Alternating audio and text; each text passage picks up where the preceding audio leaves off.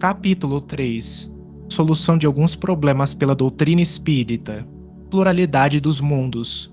105. Os diferentes mundos que circulam no espaço terão habitantes como a Terra? Todos os espíritos o afirmam e a razão diz que assim deve ser.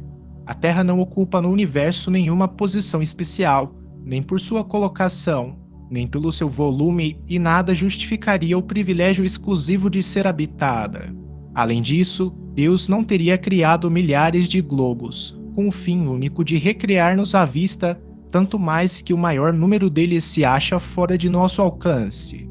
Pelo Livro dos Espíritos, questão 55. Revista Espírita, março de 1858, Pluralidade dos Mundos, por Flammarion. 106. Se os mundos são povoados, serão seus habitantes, em tudo, semelhantes aos da Terra? Em uma palavra, poderiam eles viver entre nós e nós entre eles?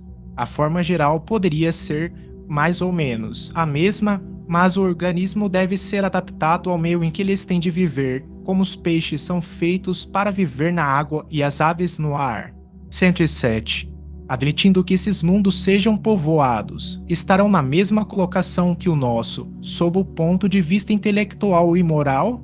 Segundo o ensino dos espíritos, os mundos se acham em graus de adiantamento muito diferentes. Alguns estão no mesmo ponto que o nosso, outros são mais atrasados, sendo sua humanidade mais bruta, mais material e mais propensa ao mal.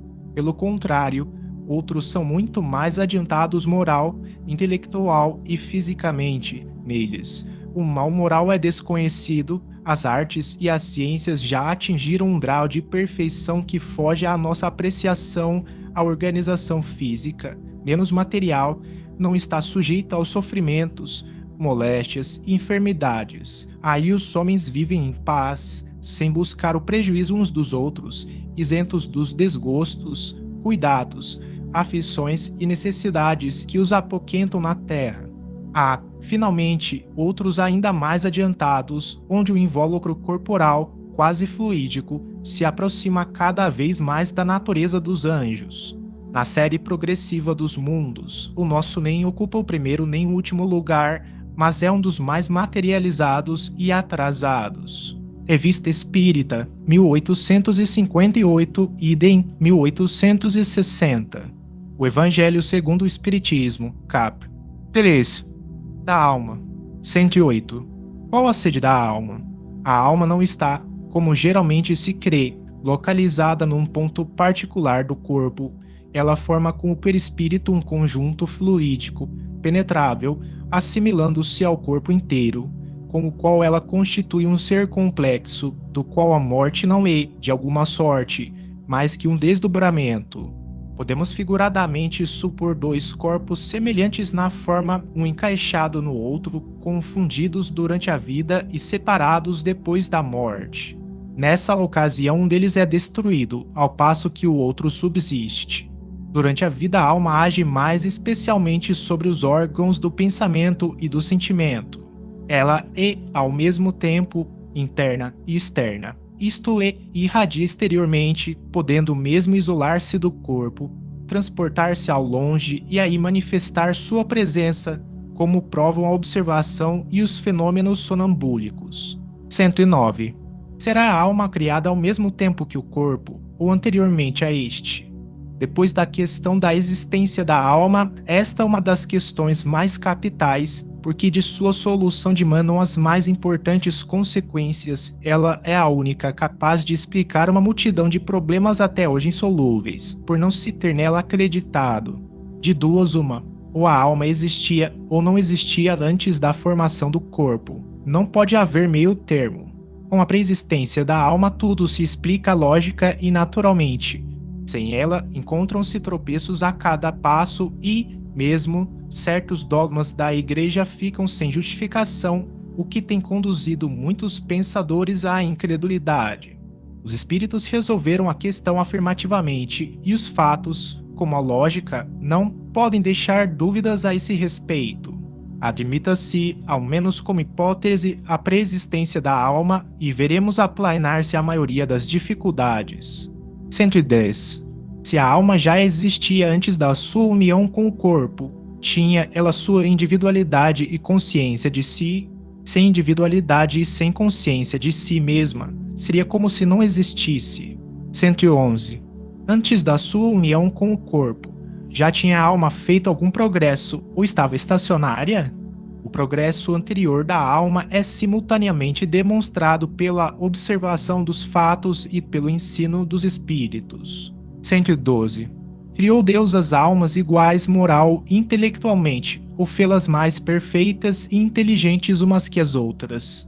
Se Deus as houvesse feito umas mais perfeitas que as outras, não conciliaria essa preferência com a justiça, sendo todas as criaturas obra sua, porque dispensaria ele do trabalho umas, quando impõe a outras para alcançarem a felicidade eterna? A desigualdade das almas em sua origem seria a negação da justiça de Deus. 113. Se as almas são criadas iguais, como explicar a diversidade de aptidões e predisposições naturais que notamos entre os homens na Terra? Essa diversidade é a consequência do progresso feito pela alma antes da sua união ao corpo. As almas mais adiantadas em inteligência e moralidade são as que têm vivido mais e mais progredido antes de sua encarnação. 114. Qual o estado da alma em sua origem? As almas são criadas simples e ignorantes, isto é, sem ciência e sem conhecimento do bem e do mal, mas com igual aptidão para tudo. A princípio, encontram-se numa espécie de infância sem vontade própria e sem consciência perfeita de sua existência. Pouco a pouco o livre-arbítrio se desenvolve ao mesmo tempo que as ideias. Ver o Livro dos Espíritos, questão 114 e seguintes. 115. Fez a alma esse progresso anterior, no estado de alma propriamente dita ou em precedente existência corporal?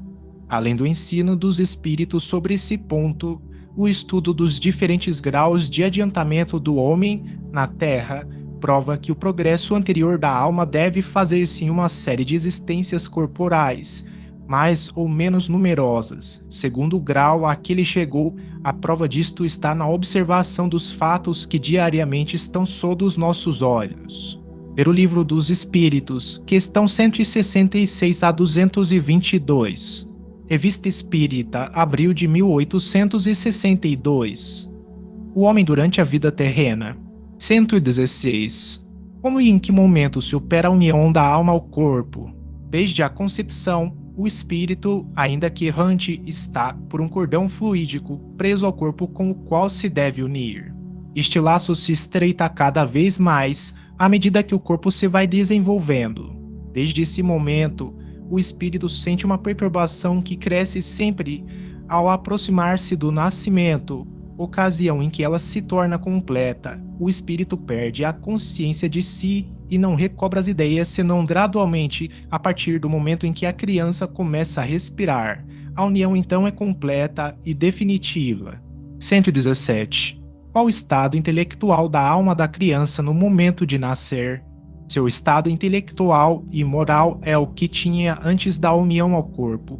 Isto é, a alma possui todas as ideias anteriormente adquiridas, mas, em razão da perturbação que acompanha a mudança de estado, suas ideias se acham momentaneamente em estado latente.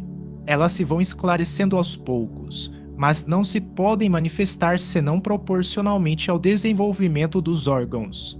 118. Qual a origem das ideias inatas, das disposições precoces, das aptidões instintivas para uma arte ou ciência, a abstração feita da instrução?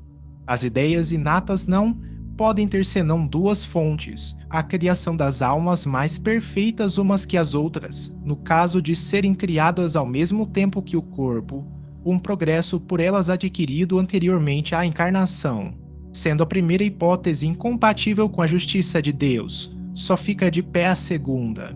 As ideias inatas são resultado dos conhecimentos adquiridos nas existências anteriores. São ideias que se conservaram no estado de intuição para servirem de base à aquisição de outras novas.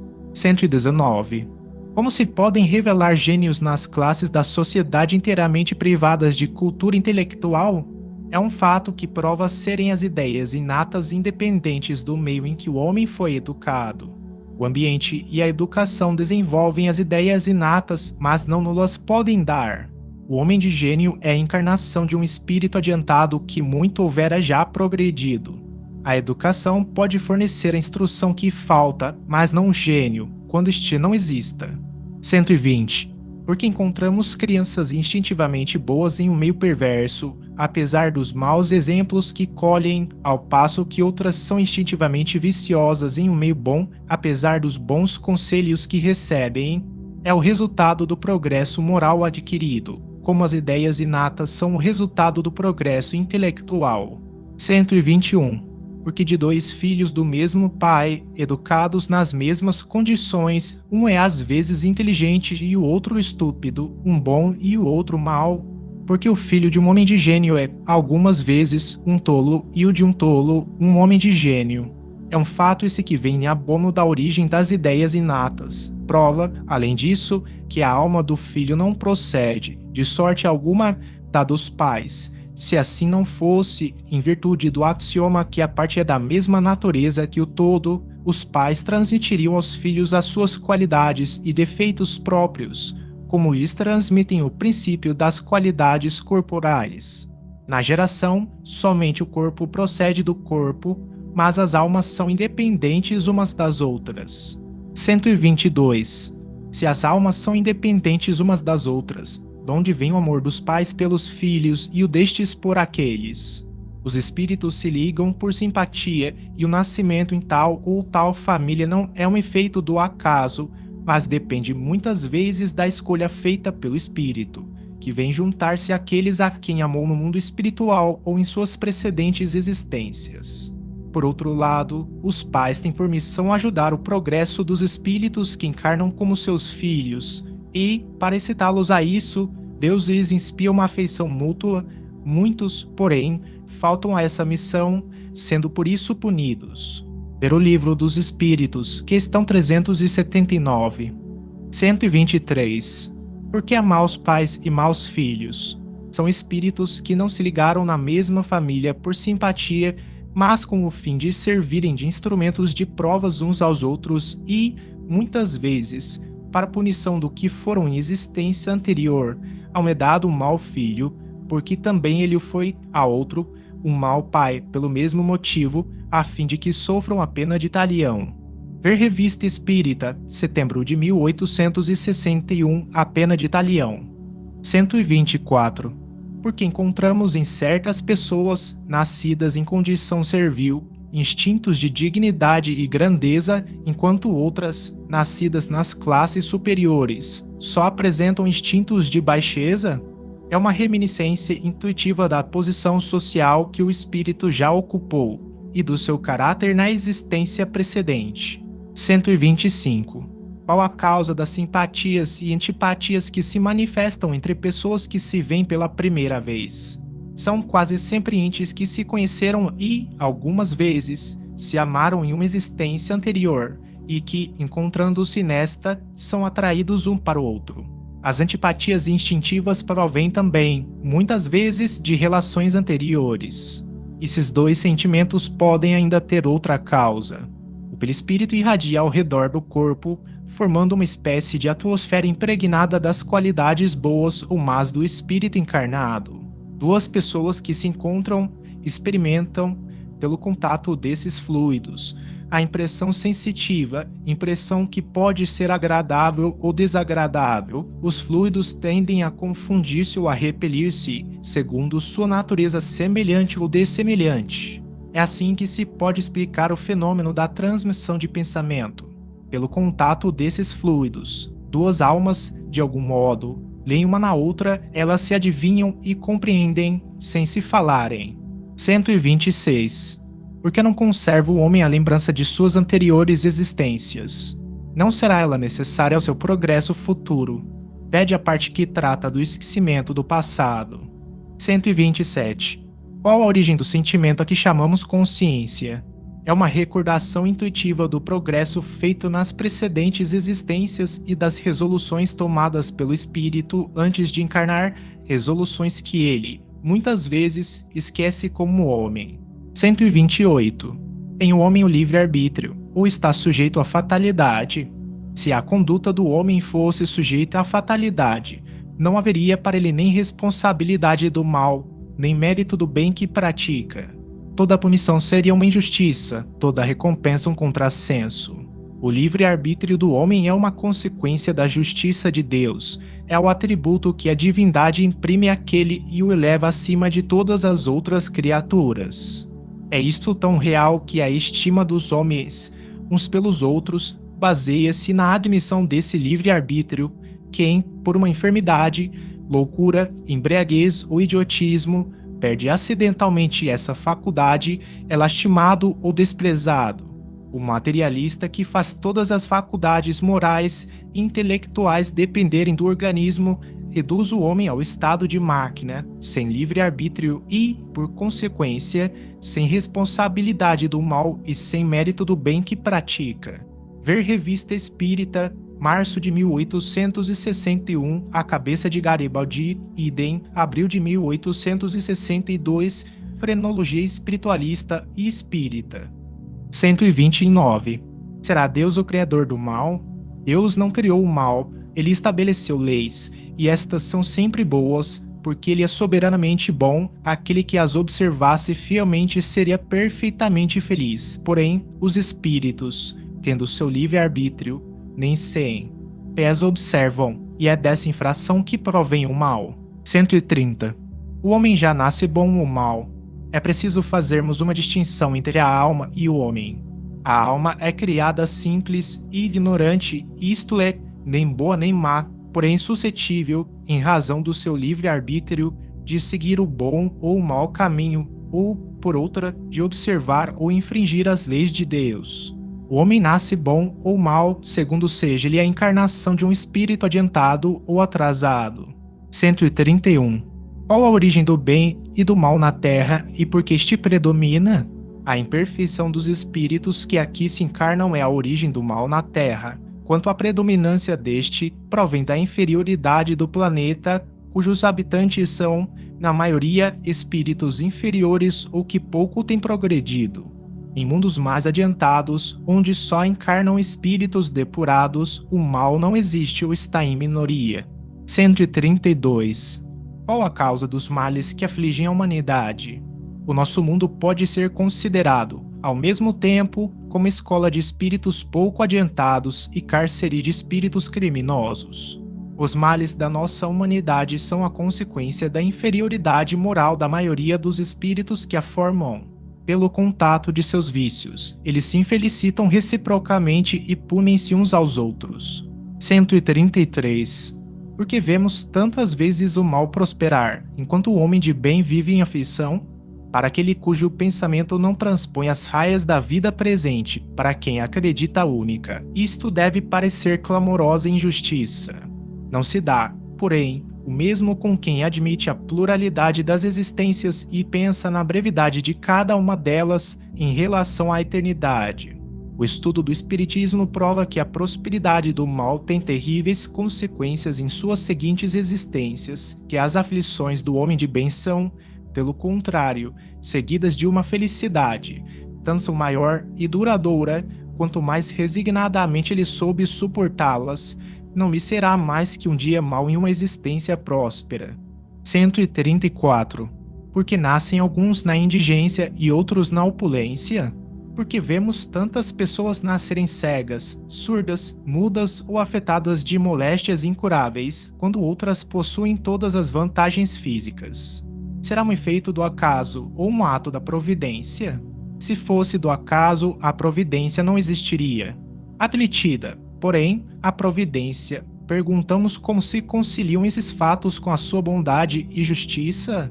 É por falta de compreensão da causa de tais males que muitos se arrojam a acusar Deus. Compreende-se que quem se torna miserável ou enfermo por suas imprudências ou por excessos, seja punido por onde pecou, porém, se a alma é criada ao mesmo tempo que o corpo, que fez ela para merecer tais aflições, desde o seu nascimento, ou para ficar isenta delas.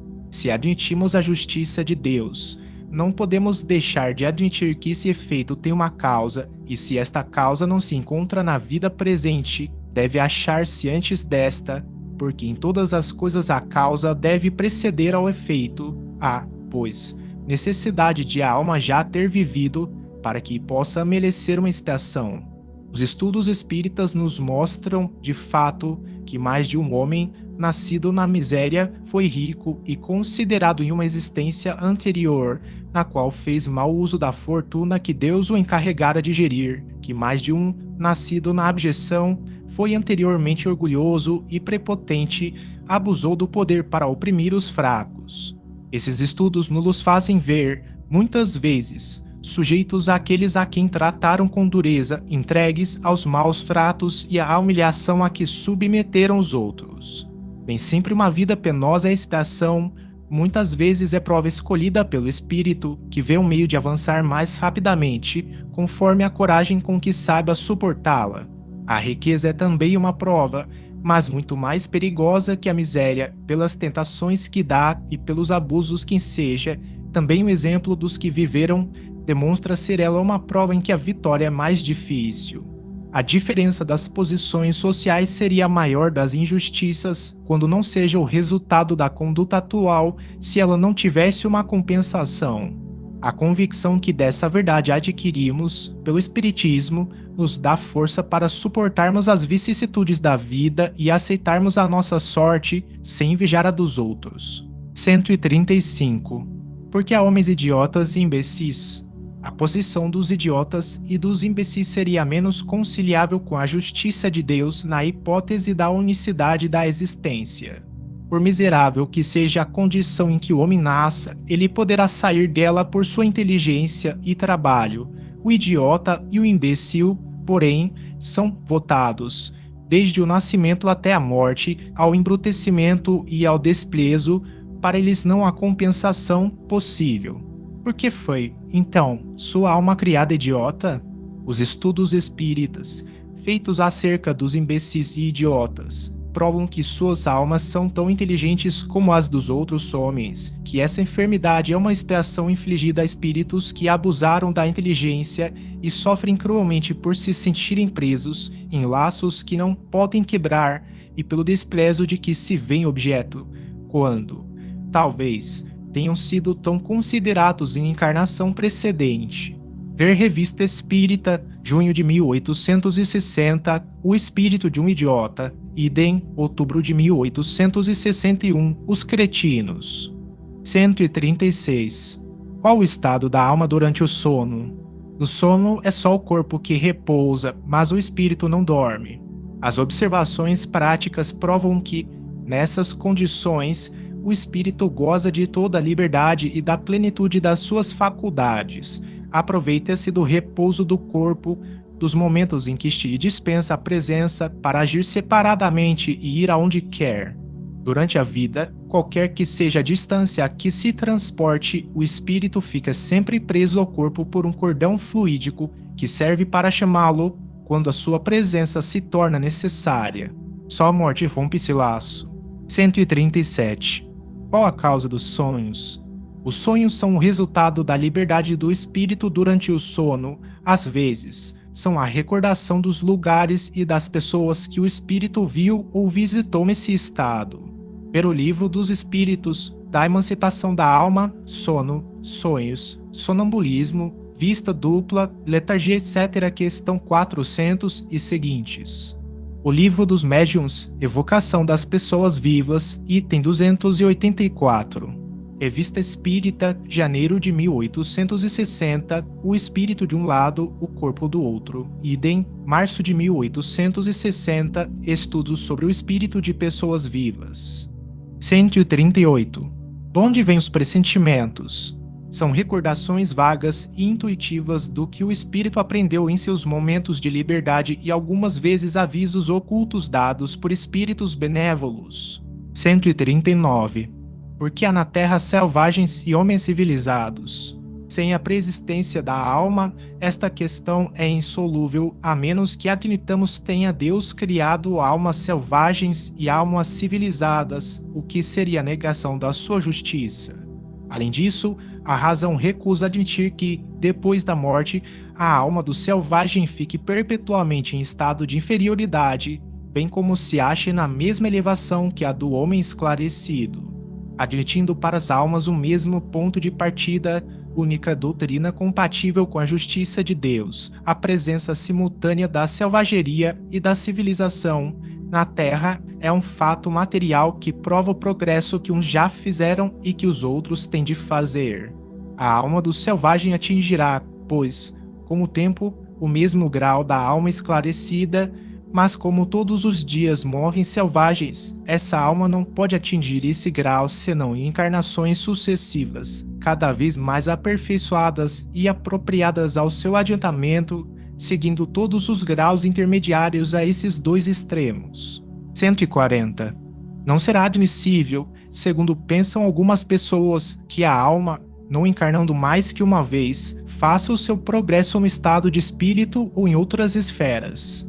Esta proposição seria admissível se todos os habitantes da Terra se achassem no mesmo nível moral e intelectual, caso em que se poderia dizer ser a Terra destinada a determinado grau. Ora, quantas vezes temos diante de nós a prova do contrário?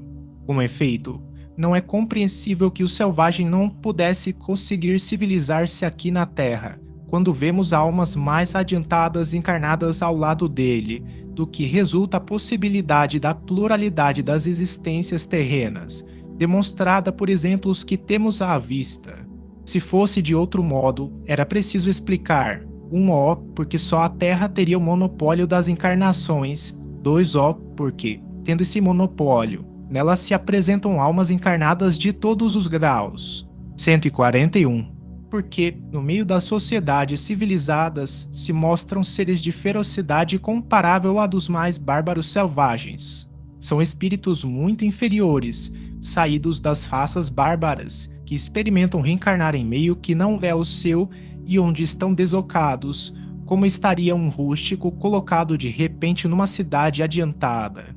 Observação: não é possível admitir-se, sem negar a Deus os atributos de bondade e justiça, que a alma do criminoso endurecido tenha, na vida atual, o mesmo ponto de partida que a de um homem cheio de virtudes.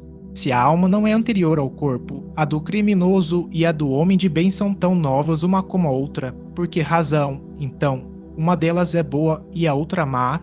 142. De onde vem o caráter distintivo dos povos? São espíritos que têm mais ou menos os mesmos gostos e inclinações, que encarnam em um meio simpático e, muitas vezes, no mesmo meio em que podem satisfazer as suas inclinações. 143. Como progridem e como degeneram os povos? Se a alma é criada juntamente com o corpo, as dos homens de hoje são tão novas, tão primitivas, como a dos homens da Idade Média e, desde então, pergunta-se por que têm elas costumes mais brandos e inteligência mais desenvolvida. Se na morte do corpo a alma deixa definitivamente a terra, pergunta-se ainda qual seria o fruto do trabalho feito para melhoramento de um povo se este tivesse de ser recomeçado com as almas novas que diariamente chegam.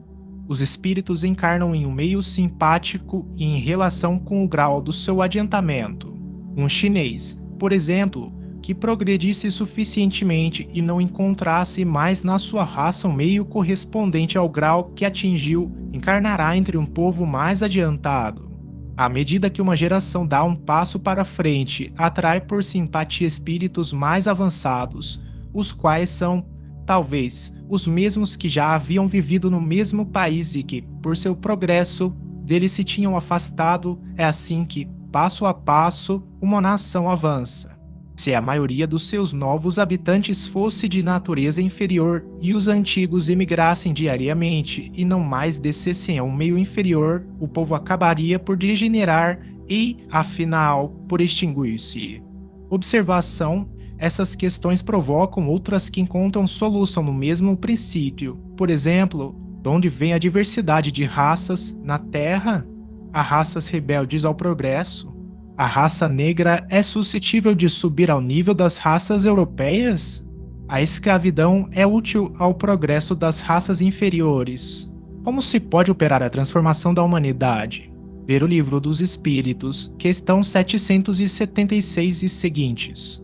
Revista Espírita, janeiro de 1862, ensaio de interpretação sobre a doutrina dos anjos decaídos, idem, abril de 1862, perfectibilidade da raça negra. O homem depois da morte.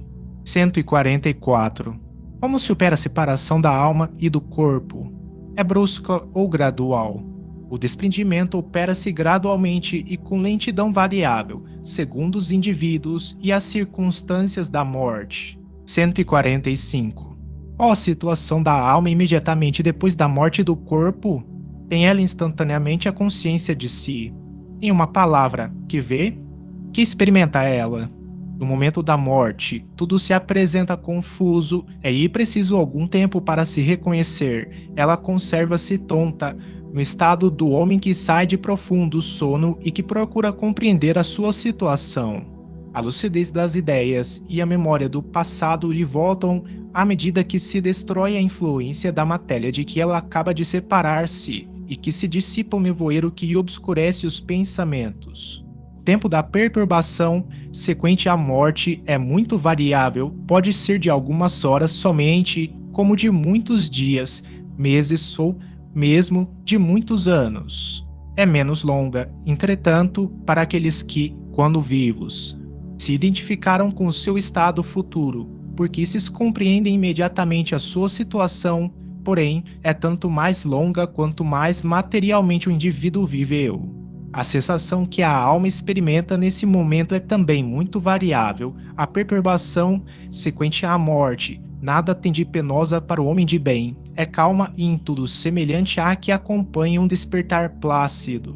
Para aquele cuja consciência não é pura e amou mais a vida corporal que a espiritual, esse momento é cheio de ansiedade e de angústias, que vão aumentando à medida que ele se reconhece, porque então sente medo e certo terror diante do que vê e sobretudo do que entrevê. A sensação, a que podemos chamar física, é a de grande alívio e de imenso bem-estar, fica-se como que livre de um fardo, e o espírito sente-se feliz por não mais experimentar as dores corporais que o atormentavam alguns instantes antes, sente-se livre, desembaraçado, como aquele a quem tirassem as cadeias que o prendiam. Em sua nova situação, a alma vê e ouve ainda outras coisas que escapam à grosseria dos órgãos corporais. Tem, então, sensações e percepções que nos são desconhecidas. Revista Espírita, setembro de 1859, Morte de um Espírita. Idem, outubro de 1860, O Despertar do Espírito. Idem, maio de 1862, Ezequias do Senhor. Samson, idem, junho de 1862, Senhor. Samson. Observação: estas respostas e todas as relativas à situação da alma depois da morte ou durante a vida não são resultado de uma teoria ou de um sistema, mas de estudos diretos feitos sobre milhares de indivíduos, observados em todas as fases e períodos da sua existência espiritual, desde o mais baixo ao mais alto grau da escala, segundo seus hábitos durante a vida terrena, gênero de morte, etc. Muitas vezes disse, falando da vida futura, que não se sabe o que nela se passa, porque ninguém nolo veio contar. É um erro, pois são precisamente os que nela já se acham que, a respeito, nos vêm instruir, e Deus o permite hoje, mais que em nenhuma outra época, como último aviso à incredulidade e ao materialismo. 146. A alma, que deixa o corpo, pode ver a Deus. As faculdades perceptivas da alma são proporcionais à sua purificação. Só as de escola podem gozar da presença de Deus. 147. Se Deus está em toda parte, porque nem todos os espíritos podem vê-lo?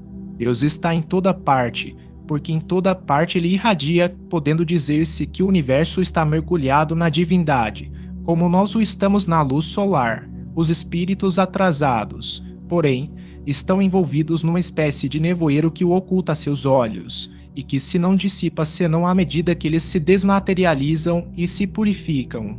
Os espíritos inferiores são, pela vista em relação a Deus, o que os encarnados são em relação aos espíritos, verdadeiros cegos. 148. Depois da morte, tem a alma consciência de sua individualidade? Como podemos constatá-la? Se as almas não tivessem sua individualidade depois da morte, isto, para elas, como para nós, seria o mesmo que não existirem, não teriam caráter algum distintivo, a do criminoso estaria na mesma altura que a do homem de bem, donde resultaria não haver interesse algum em fazermos o bem. A individualidade da alma é mostrada de modo material, por assim dizer, nas manifestações espíritas, pela linguagem e qualidades próprias de cada qual, uma vez que elas pensam e agem de modo diferente, umas são boas e outras más, umas sábias e outras ignorantes, querendo umas o que outras não querem, o que prova evidentemente não estarem confundidas em um todo homogêneo, isso sem falar das provas patentes que nos dão de terem animado tal ou tal indivíduo na Terra. Graças ao espiritismo experimental, a individualidade da alma não é mais uma coisa vaga, porém o resultado da observação. A própria alma reconhece sua individualidade porque tem pensamento e volição próprios que distinguem umas das outras, verificando ainda sua individualidade por seu invólucro fluídico ou perispírito, espécie de corpo limitado, que faz dela um ser distinto. Observação a quem pense poder fugir à pecha de materialista por admitir um princípio inteligente universal do qual uma parte absorveríamos ao nascermos, formando dela nossa alma e restituindo-a depois da morte à massa comum, onde com outras se confundiria, tal como gotas de água no oceano. Este sistema, espécie de transição, não merece mesmo o nome de espiritualismo, pois é tão desolador quanto o materialismo. O reservatório comum do conjunto universal equivaleria ao aniquilamento, porquanto ali não haveria mais individualidades. 149. O gênero de morte flui no estado da alma? O estado da alma varia consideravelmente segundo o gênero de morte, mas, sobretudo, segundo a natureza dos hábitos durante a vida. Na morte natural, o desprendimento se opera gradualmente e sem abalo, começando mesmo antes que a vida esteja extinta. Na morte violenta, por suplício, suicídio ou acidente, os laços são partidos bruscamente, o espírito, surpreendido, fica como que tonto com a mudança nele efetuada e não acha explicação para sua situação. Um fenômeno mais ou menos constante em tal caso é a persuasão em que ele se conserva de não estar morto, podendo essa ilusão durar muitos meses e mesmo muitos anos. Neste estado, ele se locomove, julga ao ocupar-se dos seus negócios, como se ainda estivesse no mundo, e mostra-se espantado de não lhe responderem quando fala. Essa ilusão também se nota fora dos casos de morte violenta em muitos indivíduos, cuja vida foi absorvida pelos gozos e interesses materiais. Ver o Livro dos Espíritos, questão 165. Revista Espírita, junho de 1858, O Suicida da Samaritana. Idem, dezembro de 1858, Um Espírito nos Funerais de Seu Corpo. Idem, julho de 1859, O Zuavo de Magenta. Idem, dezembro de 1859, Um Espírito que não se acredita morto. Idem, março de 1863, François Simon Louvet, do Havre. 150. Para onde vai a alma depois de deixar o corpo? Ela não vai perder-se na imensidade do infinito, como geralmente se supõe, erra no espaço e, o mais das vezes, no meio daqueles que conheceu e, sobretudo, que amou, podendo instantaneamente transportar-se a distâncias imensas. 151. Conserva a alma as afeições que tinha na vida terrena? Guarda todas as afeições morais e só esquece as materiais, que já não são de sua essência. Por isso vem satisfeita ver os parentes e amigos e sente-se feliz com a lembrança deles. Revista Espírita de julho de 1861. Conversas familiares de além-túmulo. Os amigos não nos esquecem no outro mundo. 152. Conserva a alma lembrança do que fez na terra? Tem ela ainda interesse pelos trabalhos que não pôde completar? Depende da sua elevação e da natureza desses trabalhos. Os espíritos desmaterializados pouco se preocupam com as coisas materiais de que se julgam felizes por estar livres. Quanto aos trabalhos que começaram, segundo sua importância e utilidade, inspiram a outros o desejo de terminá-los. 153. Encontra a alma no mundo dos espíritos os parentes que ali a precederam? Não só os encontra, como também a outros muitos, seus conhecidos de outras existências. Geralmente, aqueles que mais a amam vêm recebê-la à sua chegada ao mundo espiritual e ajudam-na a desprender-se dos laços terrenos. Entretanto, a privação de ver as almas mais caras é, algumas vezes, punição para os culpados. 154. Qual na outra vida, o estado intelectual e moral da alma da criança morta em tenra idade? Suas faculdades conservam-se na infância, como durante a vida? O incompleto desenvolvimento dos órgãos da criança não dava ao espírito a liberdade de se manifestar completamente. Livre desse invólucro, suas faculdades são que eram antes da sua encarnação. O espírito, não tendo feito mais que passar alguns instantes na vida, não sofre modificação nas faculdades. Observação: nas comunicações espíritas, o espírito de um menino pode, pois, falar como adulto, porque pode ser espírito adiantado. Se, algumas vezes, adota a linguagem infantil, é para não tirar a mãe o encanto que sempre está ligado à afeição de um ente frágil, delicado e adornado com as graças da inocência. Ver Revista Espírita, janeiro de 1858. Mãe, estou aqui. Podendo a mesma questão ser formulada acerca do estado intelectual da alma dos imbecis, idiotas e loucos depois da morte, encontra-se a solução no que precede. 155. Que diferença há, depois da morte, entre a alma do sábio e a do ignorante, entre a do selvagem e a do homem civilizado? A mesma, pouco mais ou menos, que existia entre elas durante a vida, porque a entrada no mundo dos espíritos não dá à alma todos os conhecimentos que lhe faltavam na terra. 156. Progridem as almas, intelectualmente, depois da morte. Progridem mais ou menos, segundo sua vontade, e algumas se adiantam muito, porém, têm necessidade de pôr em prática, durante a vida corporal, o que adquiriram em ciência e moralidade. As que ficaram estacionárias recomeçam uma existência análoga à que deixaram, as que progrediram alcançam uma encarnação de ordem mais elevada, sendo o progresso proporcionado à vontade do espírito a muitos que, por longo tempo, conservam os gostos e as inclinações que tinham durante a vida e prosseguem nas mesmas ideias. Ver Revista Espírita, março de 1858, A Rainha de Oude, idem, maio de 1858, O Espírito e os Herdeiros, idem, julho de 1858, O Tambor de Berezina, idem, dezembro de 1859, O Antigo Carreteiro, idem, outubro de 1860, Progresso dos Espíritos, idem, abril de 1861, Progresso de um Espírito Perverso. 157. A sorte do homem, na vida futura, está irrevogavelmente fixada depois da morte. A fixação irrevogável da sorte do homem depois da morte seria a negação absoluta da justiça e da bondade de Deus, porque há muitos que não puderam esclarecer-se suficientemente na existência terrena, sem falar dos idiotas, imbecis, selvagens e de elevado número de crianças que morrem sem terem entrevisto a vida. Mesmo entre os homens esclarecidos, há muitos que, julgando-se assaz perfeitos, creem-se dispensados de estudar e trabalhar mais, e não é isto prova que Deus nos dá de sua bondade, o permitir que o homem faça amanhã o que não pode fazer hoje.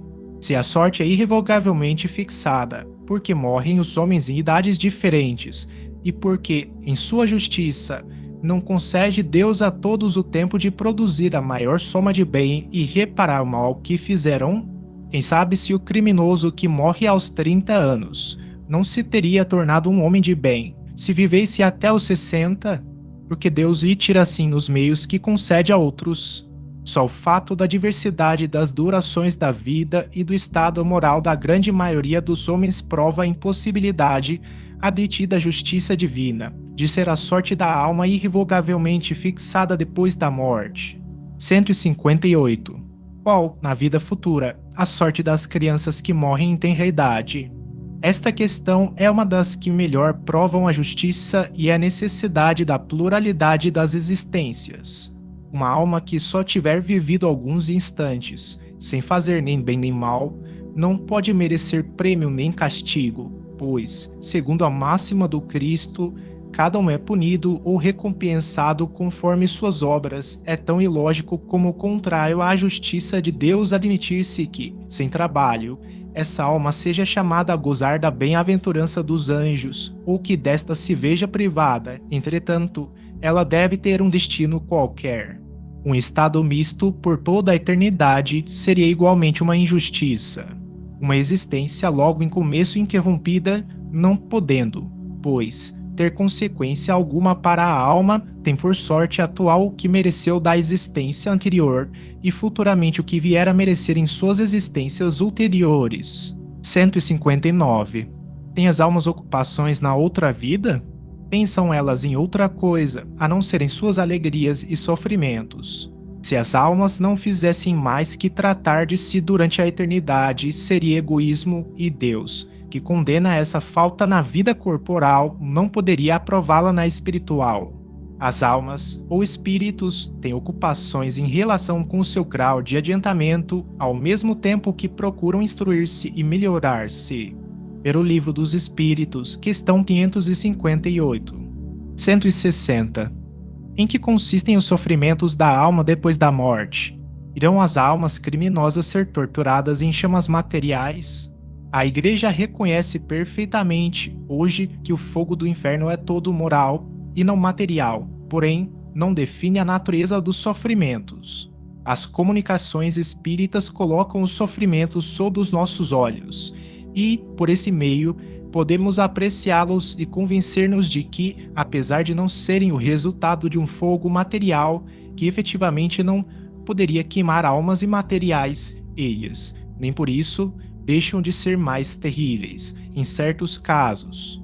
Essas penas não são uniformes, variam infinitamente segundo a natureza e o grau das faltas cometidas, sendo quase sempre essas mesmas faltas o instrumento do seu castigo. É assim que certos assassinos são obrigados a conservarem-se no próprio lugar do crime e a contemplar suas vítimas incessantemente, que o homem de gostos sensuais e materiais conserva esses pendores juntamente com a impossibilidade de satisfazê-los, o que é uma tortura, que certos avarentos julgam sofrer o frio e as privações que suportaram na vida por sua avareza, outros se conservam junto aos tesouros que enterraram em transes perpétuos, com medo que os roubem. Em uma palavra, não há um defeito, uma imperfeição moral, um ato mau que não tenha, no mundo espiritual, seu reverso e suas consequências naturais, e, para isso, não há necessidade de um lugar determinado e circunscrito. Onde quer que se ache o espírito perverso, o inferno estará com ele.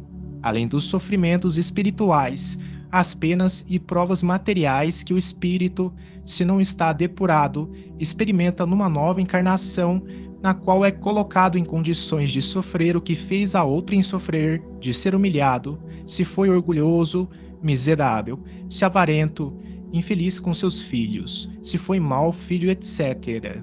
Como dissemos, a terra é um dos lugares de exílio e de expiação, um purgatório, para os espíritos dessa natureza, do qual cada um se pode libertar, melhorando-se suficientemente para merecer habitação em mundo melhor.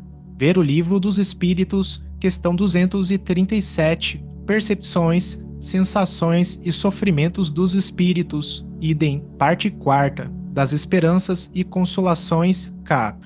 E das Penas e Gozos Futuros, Revista Espírita, março de 1858, O Assassino Lemari, idem, junho de 1858, O Suicida da Samaritana, idem, dezembro de 1858, Sensações dos Espíritos, idem outubro de 1859, o pai Crepe, idem fevereiro de 1860, Estelle Riquier, idem agosto de 1860, o suicida da rua Quincampuix, idem outubro de 1860, o castigo, idem dezembro de 1860, entrada de um culpado no mundo dos espíritos, castigo do egoísta, idem fevereiro de 1861, o suicídio de um ateu, idem setembro de 1861, a pena de Italião.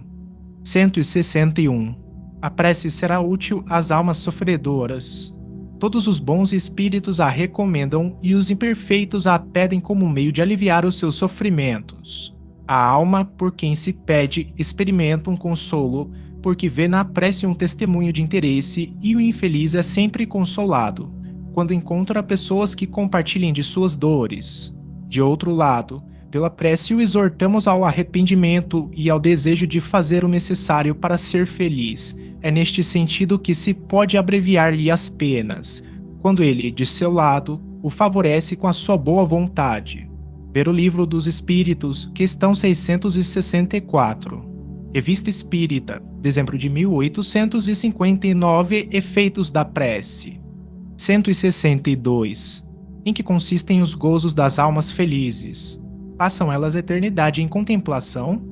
A justiça quer que a recompensa seja proporcional ao mérito, como a punição à gravidade da falta. Há, pois, graus infinitos nos gozos da alma, desde o instante em que ela entra no caminho do bem até aquele em que atinge a perfeição. A felicidade dos bons espíritos consiste em conhecer todas as coisas, não sentir ódio, nem ciúme, nem inveja, nem ambição, nem qualquer das paixões que desgraçam os homens. O amor que os une é, para os bons espíritos, a fonte de suprema felicidade, pois não experimentam as necessidades, nem os sofrimentos, nem as angústias da vida material. O estado de contemplação perpétua seria uma felicidade estúpida e monótona, seria a aventura do egoísta, uma existência interminavelmente inútil. A vida espiritual é, ao contrário, de uma atividade incessante pelas missões que os espíritos recebem do Ser Supremo, de serem seus agentes no governo do universo, missões essas proporcionadas ao seu adiantamento, e cujo desempenho os torna felizes, porque isso fornece ocasiões de serem úteis e de fazerem o bem. Ver o Livro dos Espíritos, questão 558, das ocupações e missões dos espíritos. Revista Espírita, outubro de 1860, Os Espíritos Puros, Morada dos Bem-Aventurados, idem, junho de 1861, Senhora. Anais Gordon. Observação: convidamos os adversários do espiritismo e os que não admitem a reencarnação a darem, dos problemas acima apresentados, uma solução mais lógica por outro princípio qualquer que não seja o da pluralidade das existências.